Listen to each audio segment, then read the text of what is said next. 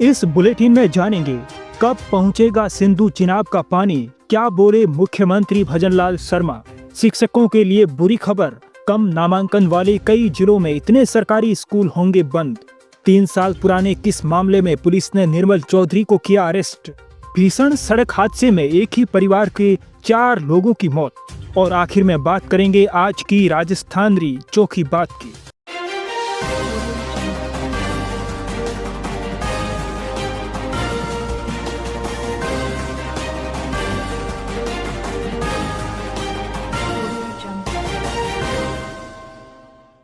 नमस्कार दोस्तों, 29 न्यूज राजस्थान में आपका स्वागत है। सबसे पहले जानते हैं आपके काम की राजस्थान की बड़ी खबरें।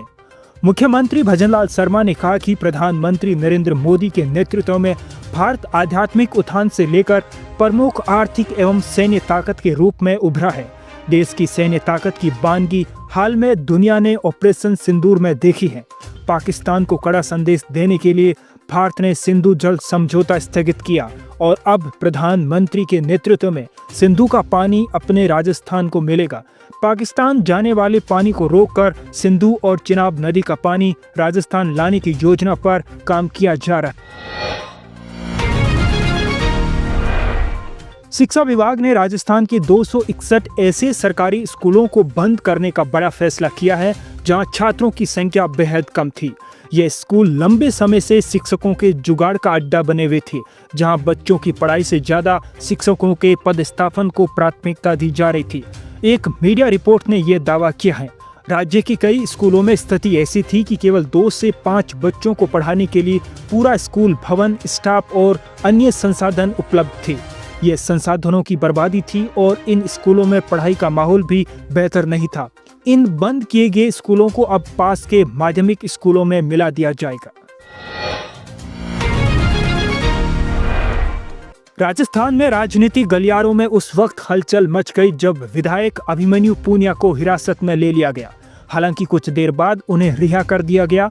वहीं युवा नेता निर्मल चौधरी को 3 साल पुराने एक मामले में अरेस्ट किया गया है। पुलिस के मुताबिक निर्मल चौधरी की अरेस्टिंग साल 2022 के एक मामले से जुड़ी है, जिसमें उन पर सरकारी संपत्ति की तोड़फोड़ और राजकार्य में बाधा डालने का आरोप है। इस मामले में अपराध प्रमाणित पाए जाने के बाद पुलिस को उनके खिलाफ कार्रवाई करनी थी। अपनी गिरफ्तारी पर निर्मल चौधरी ने पुलिस प्रशासन की कार्यशैली पर गंभीर सवाल उठाए हैं। उन्होंने कहा कि जिस प्रकार परीक्षा केंद्र में परीक्षा वीक्षक द्वारा रोकने के बावजूद पुलिस प्रशासन ने अंदर घुसकर जो क्रूरता की है वह कतई बर्दाश्त करने योग्य नहीं है। डीडवाना कुचामन जिले में हनुमानगढ़ किशनगढ़ मेगा हाईवे पर शनिवार दोपहर एक भीषण सड़क हादसा हो गया। पर्वतसर स्थित ITI कॉलेज के सामने करीब 1:45 पर एक बस और 2 कारों में जबरदस्त भिड़ंत हो गई, जिसमें एक ही परिवार के 4 सदस्यों की मौके पर ही मौत हो गई। वहीं 3 साल की एक मासूम और उसकी नानी गंभीर रूप से घायल हो गई। बताया जा रहा है कि यह हादसा ओवरटेक करने की कोशिश में हुआ। टक्कर इतनी भीषण थी कि स्विफ्ट कार पूरी तरह से चकनाचूर हो गई। मुख्यमंत्री भजनलाल शर्मा ने कहा कि सीमा सुरक्षा बल यानी BSF के जांबाज हर तरह की परिस्थितियों में अधीन रहकर दिन रात हमारी सीमाओं की रक्षा में तत्पर रहते हैं। शनिवार को भारत पाकिस्तान सीमा के पास स्थित मां तनोट राय मंदिर परिसर में सीमा सुरक्षा बल के जवानों के साथ सीएम ने बातचीत की। इसके साथ ही सीएम ने तनोट माता के दर्शन किए। मुख्यमंत्री ने बताया कि शौर्य की धरा पर मां तनोट राय का भव्य और सुंदर मंदिर बनेगा और 200 कमरों का विश्राम गृह भी बनेगा। तनोट यात्रा के दौरान मुख्यमंत्री किशनगढ़ फोर्ट पहुंचे। इस दौरान 1100 सालों से ज्यादा प्राचीन किशनगढ़ फोर्ट के स्थापत्य और सामरिक महत्व की जानकारी ली। मुख्यमंत्री भजनलाल शर्मा ने शनिवार को 11वें अंतर्राष्ट्रीय योग दिवस के अवसर पर जैसलमेर के कुहड़ी के रेतीली थोरों पर राज्य स्तरीय कार्यक्रम में योगाभ्यास किया। इस अवसर पर उन्होंने प्रधानमंत्री नरेंद्र मोदी द्वारा विशाखापट्टनम में दिए गए भाषण को भी सुना। मुख्यमंत्री ने कहा कि इस बार योग दिवस की थीम एक पृथ्वी एक स्वास्थ्य के लिए योग से व्यक्ति की सेहत और पर्यावरण की सेहत के बीच गहरे एवं मजबूत संबंध का संदेश मिलता है। योग भारतीय सभ्यता की विश्व को देन है। योग हमारी प्राचीन संस्कृति का हिस्सा है। श्रुतियों में भगवान शिव को योग विद्या का आदि गुरु माना गया है। प्राचीन भारत में योग के अस्तित्व के प्रमाण भी मिलते हैं।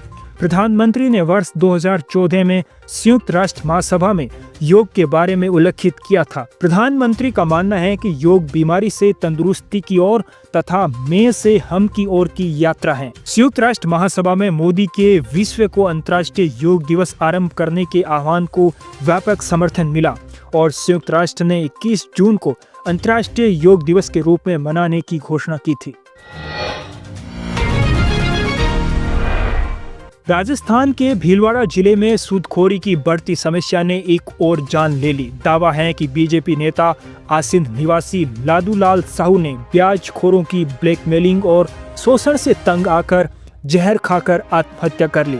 इस घटना ने समूचे क्षेत्र में सनसनी फैला दी। सुसाइड नोट से ब्लैकमेलिंग का खुलासा हुआ है। पुलिस ने 12 से अधिक लोगों पर केस दर्ज किया है। पूर्व मुख्यमंत्री अशोक गहलोत ने इस दुखद घटना पर दुख जताते हुए राज्य सरकार और पुलिस प्रशासन से सख्त कार्रवाई की मांग की। जयपुर के एक 5 स्टार होटल में एक कपल का वीडियो खूब वायरल हो रहा है। रूम की खिड़की का पर्दा लगाना कपल भूल गए थे। ऐसे में आपके लिए ये जानना जरूरी है कि होटल में ठहरते वक्त किन किन बातों का ध्यान रखा जाना चाहिए। कमरे में प्रवेश करते ही सबसे पहले किसी भी संदिग्ध वस्तु पर ध्यान दें। दीवार पर लगे चित्र, शीशे या किसी भी ऐसी जगहों को गौर से देखें जहां एक छोटा सा कैमरा छिपा हो सकता है। आप अपने फोन के कैमरे का उपयोग करके भी इंफ्रारेड लाइट का पता लगा सकते हैं जो रात में रिकॉर्डिंग करने वाले कैमरों से निकलती हैं। कमरे की सभी खिड़कियों और दरवाजों की अच्छी तरह से जांच करें। सुनिश्चित करें कि ठीक से बंद हो और कहीं से टूटे हुए या उनमें कोई छेद न हो। ये सुनिश्चित करें कि कमरे के दरवाजे और खिड़कियों पर मोटे और अपारदर्शी पर्दे लगे हो। पर्दों को पूरी तरह से बंद करके ये जांच ले कि बाहर से कोई व्यक्ति कमरे के अंदर का दृश्य न देख सके। पतले या हल्के रंग के पर्दे आपकी निजता के लिए खतरे हो सकते हैं। राजस्थान का प्रसिद्ध तीज उत्सव इस बार और भी खास होने वाला है। उप मुख्यमंत्री दिया कुमारी के निर्देशों पर अब यह पारंपरिक त्योहार 2 दिनों तक भव्य सांस्कृतिक प्रस्तुतियों के साथ मनाया जाएगा। इस पहल का मुख्य उद्देश्य राजस्थान की समृद्ध सांस्कृतिक विरासत को अंतर्राष्ट्रीय स्तर पर पहचान दिलाना है। राज्य सरकार इस आयोजन को भव्य और आकर्षक स्वरूप देने के लिए सक्रिय रूप से काम कर रही है। इस बार तीज की पारंपरिक झांकियों के साथ साथ आधुनिक सांस्कृतिक प्रस्तुतियों का भी समावेश किया जाएगा। गयोड़ा ने भूल जा, अयोड़ा ने को नहीं भूले। इसका भावार्थ है कि किसी के घर में कोई मौत या कमी होती है तो उसे टाइम के साथ भूल जाना चाहिए, यही बेहतर होता है। लेकिन दुख या तकलीफ में घर आने वाले यानी साथ देने वालों को कभी नहीं भूलना चाहिए। आज के इस वीडियो बुलेटिन में इतना ही। अगर आपको ये वीडियो बुलेटिन पसंद आया तो इसे लाइक कीजिए, इस चैनल को सब्सक्राइब कीजिए और अपने लोगों के साथ इस वीडियो बुलेटिन को व्हाट्सएप के माध्यम से शेयर कीजिए। यदि आप कोई सुझाव देना चाहते हैं तो कमेंट बॉक्स में अपनी राय जरूर रखिए। मिलते हैं कल इसी वक्त, तब तक के लिए मस्त रहिए और अपना ख्याल रखिए। नमस्कार।